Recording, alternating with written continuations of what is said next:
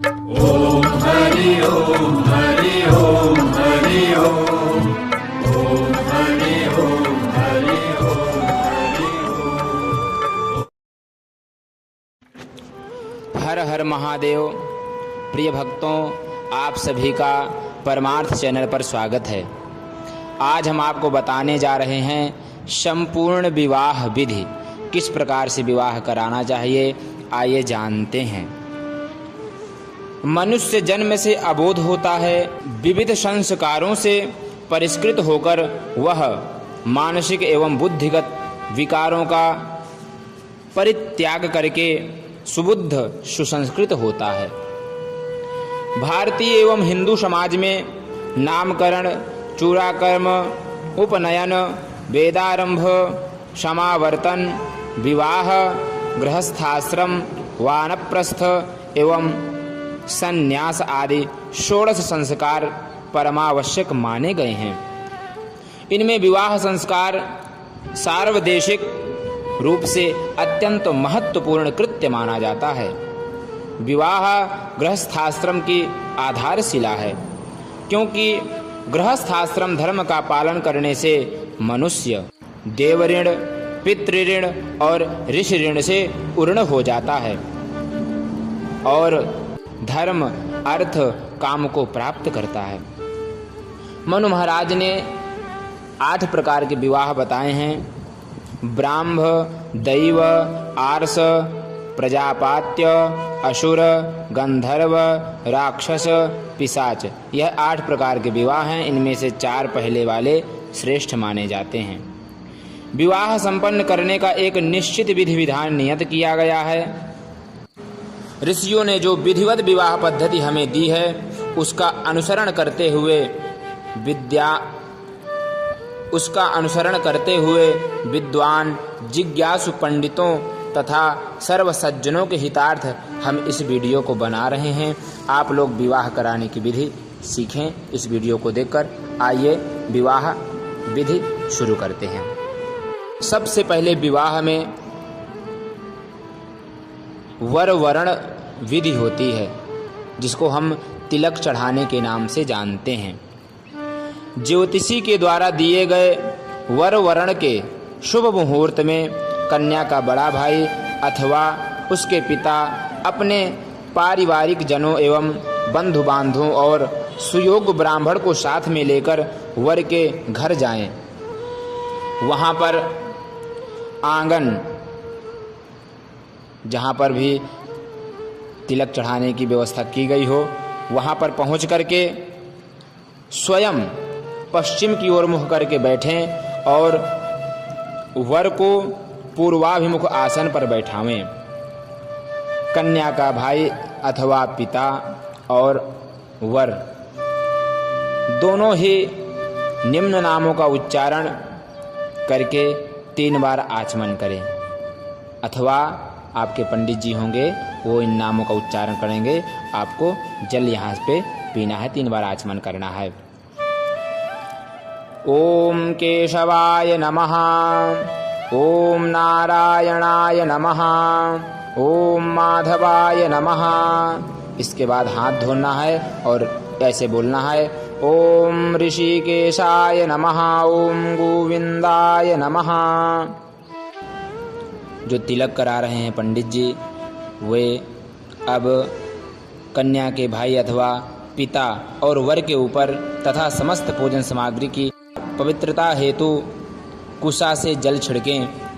ओम अपवित्रः पवित्रो वा सर्वावस्थांगतोऽपि वा यः स्मरेत् पुण्डरीकाक्षं शवाह्याभ्यन्तरः शुचिः।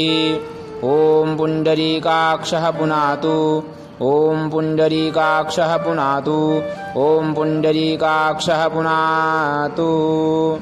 इसके बाद आसन शुद्धि करें। ओम पृथ्वी त्वया धृता लोका देवी त्वं विष्णुना धृता त्वञ्च धारय मां देवी पवित्रं कुरु चासनम्। इसके बाद तिलक करें ॐ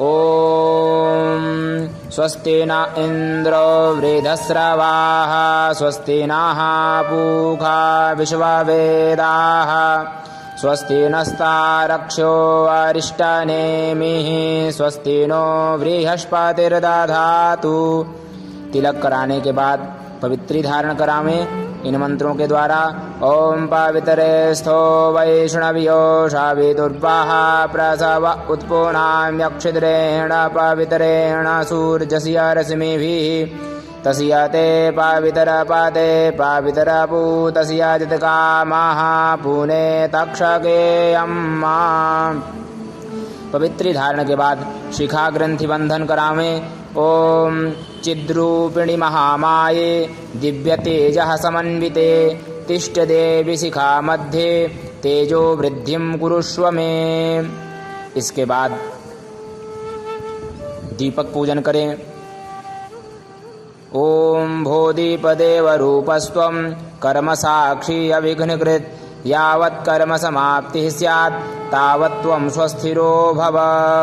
इसके बाद भूमि पूजन करें। ओम आधारभूता जगतस्त्वमेका महीस्वरूपेण यतः स्थितांसि अपां स्वरूपस्थितया त्वयैतत् दाप्यायते कृत्स्नमलङ्गवीर्ये। फिर शंख पूजन, घंटा पूजन, इसके बाद दिक्रक्षण करें। दिक्रक्षण के बाद स्वस्ति वाचन का पाठ करें। स्वस्ति वाचन के पाठ के बाद मांगलिक श्लोकों का पाठ करें। इसके बाद कन्या के पिता या भाई के दाहिने हाथ में जल, अक्षत, पुष्प और द्रव्य देकर तिलक करवाने वाले पंडित जी वर वरण के लिए निम्न संकल्प करावें। आइए, संकल्प इस प्रकार है। ओम विष्णुर्विष्णुर्विष्णुः श्रीमद्भगवतो महापुरुषस्य विष्णोराज्ञया प्रवर्तमानस्य अद्य ब्रह्मणोऽन्हि द्वितीये परार्धे श्रीश्वेतवाराहकल्पे वैवस्वतमन्वन्तरे अष्टाविंशतितमे कलियुगे कलिप्रथमचरणे जम्बूद्वीपे भरतखण्डे भारतवर्षे आर्यावर्तैकदेशे अमुकक्षेत्रे अमुकनद्या अमुकतीरे। अब जहाँ पर अमुक आएगा वहाँ पर आपको पंचांग के द्वारा सब कुछ जानकारी प्राप्त करनी है। वहाँ पर अमुक की जगह शब्द के अर्थ का नाम लेना। जैसे अमुक क्षेत्रे, अब जिस क्षेत्र के हैं आप उस क्षेत्र का नाम लेना है। अमुक नद्या अमुक तीरे, जो नदी हो आसपास उसका नाम लेकर के उसके तीर में रहते हैं।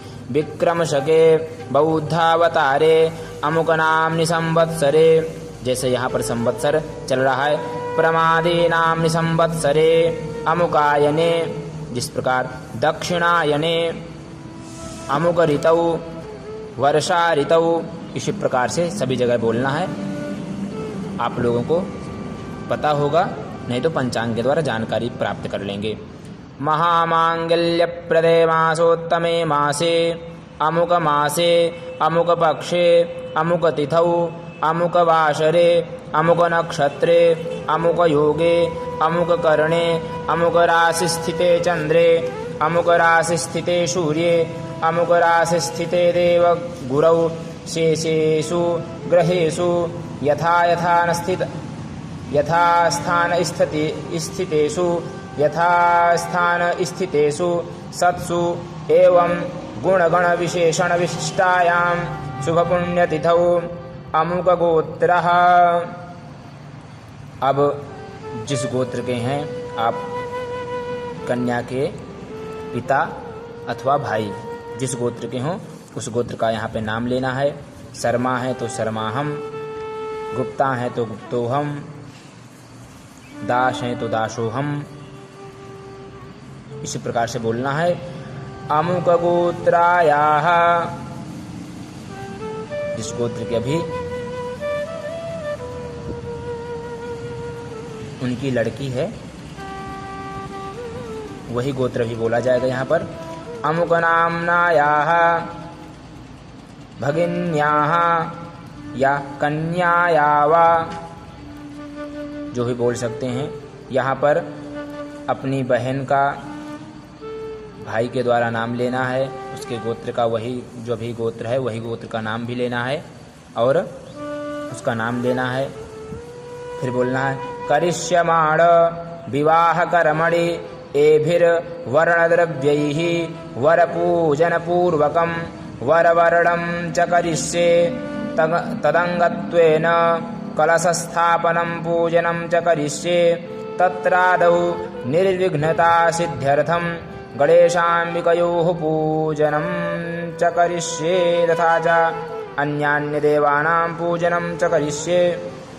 इस प्रकार से लड़की के पिता अथवा भाई संकल्प लेंगे। इसके बाद